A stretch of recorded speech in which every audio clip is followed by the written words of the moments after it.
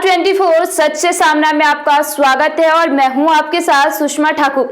बिहार सरकार के पूर्व मंत्री, भाजपा प्रदेश उपाध्यक्ष व झंझारपुर विधायक नीतीश मिश्रा ने झंझारपुर में प्रेस कॉन्फ्रेंस किया है। उन्होंने किसानों तक सरकार का संदेश पहुंचाने का प्रयास किया है। कहा कि विपक्ष कृषि सुधार कानूनों को लेकर भ्रामक प्रचार कर रहा है। भ्रम फैलाने वाले किसान हितैषी नहीं हो सकते हैं।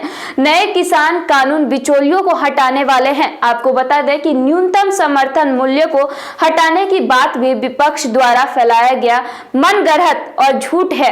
किसानों की बात मानकर सरकार नए कानूनों में कुछ संशोधन करने के लिए भी तैयार है।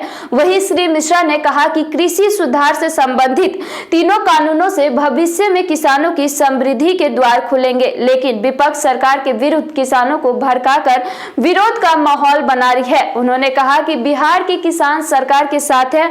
उन्होंने यह भी कहा कि भ्रामक तथ्यों पर ध्यान न देते हुए नए किसान कानून पर विश्वास जताएं और इस कानून का समर्थन करें।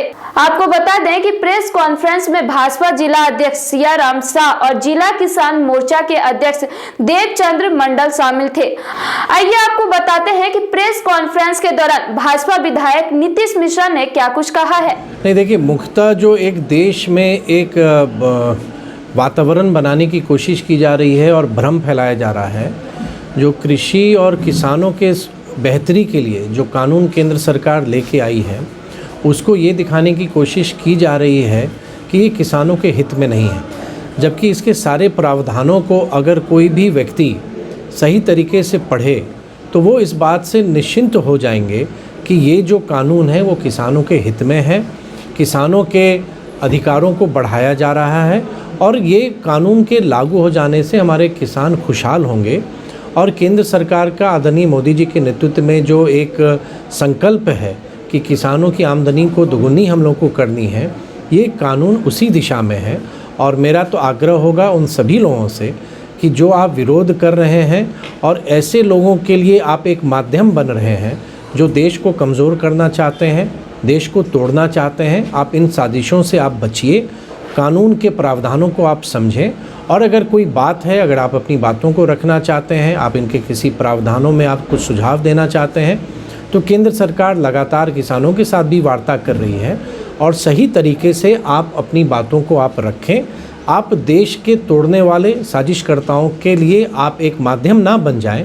और आज भारत में जो एक सकारात्मक माहौल बन रहा है और हम सभी ने कोरोना की इस महामारी के बाद अब देश आगे बढ़ना चाह रहा है, आज का समय है कि सभी लोगों को मिलके किसानों के हित में हम लोग काम करें और सही बातें हम लोगों तक बताएं।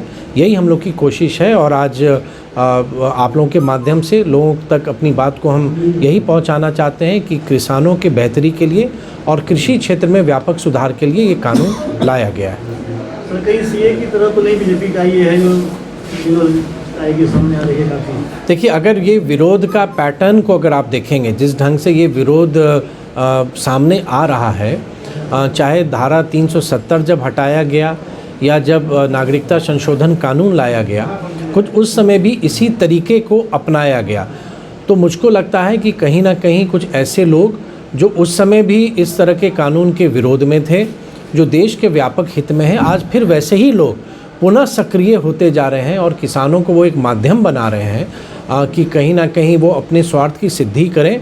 जिनको आज कोई मुद्दा नहीं है, कोई विषय नहीं है, वो किसानों के माध्यम से अपनी राजनीति को जीवित करना चाह रहे हैं। लेकिन मेरा मानना है कि जो सही में जो किसान हैं, आज वो खेत में अपनी मेहनत करके देश की प्रगति में वो अपना व्यापक योगदान दे रहे हैं। और आने वाले समय में आप देखेंगे कि जैसे जैसे कुछ लोग जो गुमराह हो रहे हैं, इस कानून के प्रावधानों से वो अवगत होंगे और ये आंदोलन पूर्णतः विफल होगा।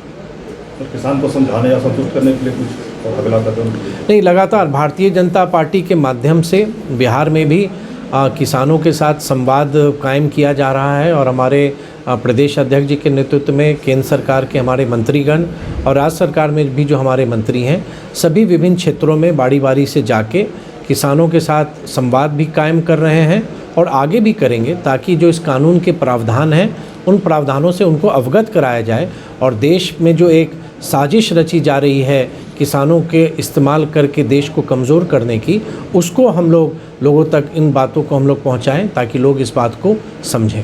ऐसी ही जानकारी के लिए आप देखते रहिए बिहार 24 सच से सामना।